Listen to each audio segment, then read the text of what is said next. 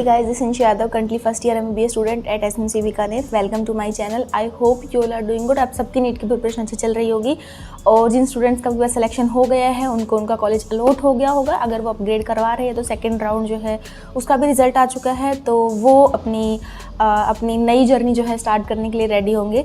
So actually ये वाला जो वीडियो है इसको स्टार्ट करने से पहले मैं आपको एक चीज़ बोलना चाहूँगी कि ये वीडियो आप तभी देखिए जब आप नीट 2024 देने के लिए रेडी हो. मतलब आप जो है नीट की प्रिपरेशन करने के लिए कमिटेड हो. अगर आपको सिलेक्शन चाहिए तो आपको कमिटेड होना पड़ेगा. मतलब सिलेक्शन नीड्स कमिटमेंट. मतलब अगर आप नेक्स्ट 10 मंथ के लिए, जब भी आपका नीट होएगा 9 to 10 मंथ्स के बाद, उसमें तब तक आप अगर मेहनत करने के लिए रेडी हो ना, तभी आप ये वीडियो देखिए. अदरवाइज़ आप अपना टाइम वेस्ट मत करिए इस वीडियो पे, कुछ नहीं होगा. अगर आप मेहनत करने के लिए रेडी हो तो इस वीडियो में मैं आपको जो है बताने वाली हूँ कि आपको जो है क्या टाइम टेबल फॉलो करना चाहिए. एक्चुअली मैं आपको इसमें एग्जैक्ट टाइम टेबल भी बताऊँगी, बट उसके अलावा जो है मैं आपको पूरा एक ओवरव्यू दूंगी कि आपको पढ़ना कैसे चाहिए.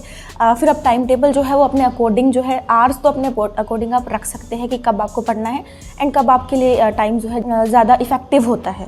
So let's start this video. सबसे पहले तो है ना, सिलेक्शन के लिए 3 स्टेप्स होते हैं. अगर आप प्रिपरेशन करते हो तो उसमें 3 स्टेप्स होते हैं. The first step is basics, second is revision and third is question practice. तो इसको, इन तीनों चीज़ों को आपको करना होता है पूरी साल, तभी आपका सिलेक्शन हो पाता है. सो उसके लिए देखो क्या चाहिए होता है. आपको एक डेली शेड्यूल, या फिर आप बोलो कि आपको रेगुलर एक रूटीन चाहिए होता है, रियलिस्टिक रूटीन चाहिए होता है जिसको आप फॉलो कर पाओ और उसको आप पूरी साल फॉलो कर पाओ, ताकि आप लास्ट में नीट जो है वो क्रैक कर पाओ. इसके लिए आपको जो है ना, आपको शॉर्ट टर्म गोल्स बनाने पड़ते हैं. और शॉर्ट टर्म गोल्स जो होते हैं ना, उन्हीं से आप अपना लॉन्ग टर्म टारगेट जो है वो अचीव कर पाते हैं. तो देखो जो गाइस, जो आपका शॉर्ट टर्म गोल्स है ना, वो आपको पूरे महीने का नहीं बनाना. लाइक इतने बड़े बड़े गोल्स आपसे अचीव नहीं होंगे. सो आपको उनको छोटे छोटे पार्ट्स में डिवाइड करना है.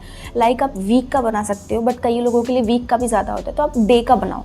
लाइक मैं भी डे का भी बनाती थी. आप जो है ना, मतलब डे का गोल बनाओ, तभी आप जो है लॉन्ग टर्म टारगेट्स आपके अचीव कर पाओगे. आप जो है ना, मतलब अपने दिन की स्टार्टिंग करने से पहले या फिर अपना जो पूरा दिन है वो ख़त्म होने के बाद अपना टारगेट डिसाइड करो कि हाँ, मेरे को इतना टाइम जो है वो देना है पढ़ाई में आज के दिन में. ये टाइम फिक्स नहीं भी करो तो ये चीज़ें जो है ना, ये मेरे को पढ़नी है आज. और आप धीरे धीरे क्या करो, अपने सेल्फ स्टडी के आवर्स को इंक्रीज़ करो. क्योंकि देखो स्टार्टिंग में तो आप कम पढ़ोगे चलेगा, बाद में धीरे धीरे आपको अपना पोटेंशियल इंक्रीज़ करना पड़ेगा, ताकि अब लास्ट में जाके आपकी सेल्फ स्टडी के आवर इंक्रीज़ हो जाए. क्योंकि देखो बाद में ज़्यादा पढ़ना ही पड़ता है. लाइक जो है मैंने खुद ने, क्योंकि मेरे 11th का बहुत ज़्यादा रिवीजन मेरे को 12th में करना था, क्योंकि 11th की प्रेप अच्छी नहीं थी, तो लास्ट में तो मेरे 14 to 15 आवर्स जो है वो होते थे स्टडी के. तो आपका भी कुछ ऐसा ही होएगा. टाइम धीरे धीरे 5 to 6 hour of self study से इंक्रीज होता जाएगा. तो वो आपको क्या करना है कि आपको धीरे धीरे एक चैप्टर आप क्या करो कि एक चैप्टर आप एक्स्ट्रा रखो. जितना आप पढ़ सकते हो ना उस दिन में, उससे एक चैप्टर एक्स्ट्रा रखो, ताकि आपको पोटेंशियल जो है ना वो इंक्रीज, आपको लगे कि हाँ यार इस चैप्टर को भी कवर कर लूँ. तो इससे आपके सेल्फ स्टडी के आवर जो है वो इंक्रीज होते जाएंगे और आपको पता भी नहीं चलेगा. तो ये जो है ना, आपका एक ओवरऑल व्यू होना चाहिए आपको अगर प्रिपरेशन करनी है अपना टाइम मैनेज करने का. मतलब आपको चैप्टर्स डिसाइड करने हैं. आप रात को डिसाइड करके सो सकते हो या फिर सुबह उठ के डिसाइड कर सकते हो. मैं पर्सनली रात को डिसाइड करके सोती थी. तो ये जो चैप्टर्स इस तरीके से आपको करना है और एक चैप्टर एक्स्ट्रा रखना है, ताकि आपका पोटेंशियल इंक्रीज हो. अब टाइम टेबल भी बता देती हूँ जिसको आप फॉलो कर सकते हो. आप उसको एडजस्ट कर सकते हो उसके आवर्स को, जिस हिसाब से आप सोते या सुबह उठते हो, या आपको ईजी रहता है पढ़ने में, उस टाइम पे इफेक्टिव रहता है. आप सुबह उठ सकते हो 5 बजे, 5 AM जो है आप उठ सकते हो. इसको लेट आप कर सकते हो अगर आप लेट सोते हो तो. बट आपको एक चीज़ याद रखनी पड़ेगी, क्या तो आपको सुबह जल्दी उठना पड़ेगा या आपको लेट सोना पड़ेगा. इन चीज़ दोनों में से एक तो आपको करना होगा. ये नहीं कर सकते आप जल्दी सो के सुबह लेट उठ रहे हो, तो आपका जो टाइम है ना वो मैनेज हो ही नहीं पाएगा, और आप स्टडी के जो आवर्स जितने आपको देने चाहिए आप वो नहीं दे पाओगे, क्योंकि आपके पास उतने रहेंगे ही नहीं. ठीक है. सो आपको इन चीज़ों में से एक चीज़ जो है वो करनी पड़ेगी. क्या तो आप जल्दी उठ के पढ़ो या फिर लेट तक पढ़ो, जो भी आपको कंफर्टेबल हो आप उसमें पढ़ सकते हो. टॉपर्स जो है दोनों तरह के टॉपर्स होते हैं, दोनों तरह के टॉपर्स निकलते हैं, तो इससे कुछ फ़र्क नहीं पड़ता है. तो देखो सबसे पहले आप उठे 5 AM, तो 5 से 5:30 आप थोड़ी जस्ट एक्सरसाइज की एंड आपने एंड नॉर्मल हुए. उसके बाद आपने पढ़ना स्टार्ट करो. एकदम उठते ही पढ़ोगे तो वो चीज़ें माइंड में जाएगी नहीं इतनी. सो आप 5:30 से आपने पढ़ना स्टार्ट किया. 5:30 to 7:30 आपने पढ़ाई की. देखो सबसे पहले आई थिंक मैं आपको सजेस्ट करूँगी कि सुबह सुबह आप बायो पढ़ लीजिए, क्योंकि आपका माइंड बहुत अच्छा एक्टिव होता है, और उस टाइम पे अगर आप बायो पढ़ते तो बहुत ज़्यादा चीज़ें आपकी कवर हो जाती है. बायो इजी होती है.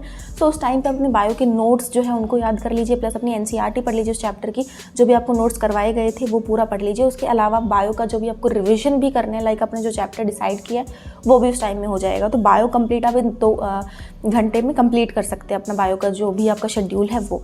उसके बाद जो है 7:30 to 8 आप अपना ब्रेकफास्ट कीजिए, थोड़ा रिलैक्स कर लीजिए. उसके बाद जो है आपको स्टार्ट करना है लाइक 8 बजे 8 बजे स्टार्ट करके और 9:30 तक आपको क्या करना है कि आपकी फ़िज़िक्स जो है उसको टाइम दीजिए। मतलब फ़िज़िक्स के जो भी नोट्स आपने बनाए थे पिछले दिन वो नोट्स रिवाइज़ करने हैं, प्लस उस चैप्टर के जो क्वेश्चंस हैं उनको पढ़ना है। प्लस आपको कोई अगर बुक फॉलो कर रहे हो तो उसमें अगर आपको रीडिंग लगानी है उस चीज़ की तो वो आप कर लीजिए उन 1.5 घंटों में, तो आपका फ़िज़िक्स की ये चीज़ यहाँ पे हो जाती है। 9:30 से 10:30 तक आपके पास अगेन 1 घंटा है जिसमें आप थोड़ा रिलैक्स कर सकते हो एंड आपका जो है टाइम है वो, तो उसमें आप मत पढ़िए। उसके बाद 10:30 जो है उसके बाद से और अप्रॉक्सीमेटली 12 o'clock तक आपको जो है केमिस्ट्री पढ़नी है। केमिस्ट्री में आप अपने नोट्स रिवाइज़ कीजिए, प्लस वही क्वेश्चन प्रैक्टिस कीजिए, वही बुक फॉलो कीजिए जो भी आपको करना था। फिजिक्स में जो प्रोसीजर फॉलो कर रहे थे वो, तो ये आपका हो गया था केमिस्ट्री कंप्लीट। उसके बाद 12 o'clock से और 2 बजे तक 2 PM तक आपका टाइम है, उसमें आप लंच कीजिए, प्लस आपको सोना है तो आप सो लीजिए।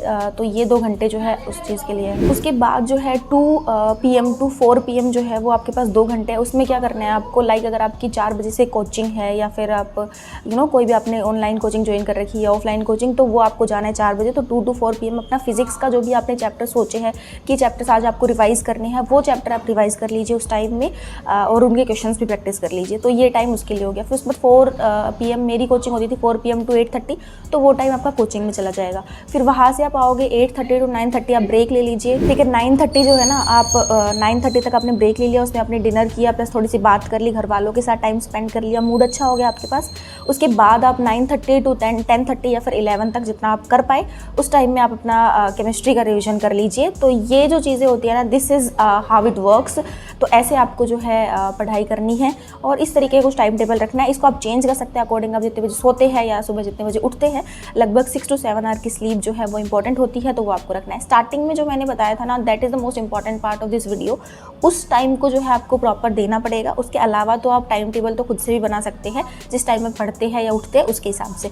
सो आई थिंक ये वीडियो आपके लिए हेल्पफुल रहेगा। Thank you so much for watching this video. Please like share and subscribe to my channel if you like this video. और आप इन चीज़ों को फॉलो कीजिए। स्टार्टिंग में जो मैंने आपको बताया था, शॉर्ट टर्म टारगेट्स बनाइए ताकि आप लॉन्ग टर्म गोल्स अचीव कर पाए। So thank you so much for watching this video.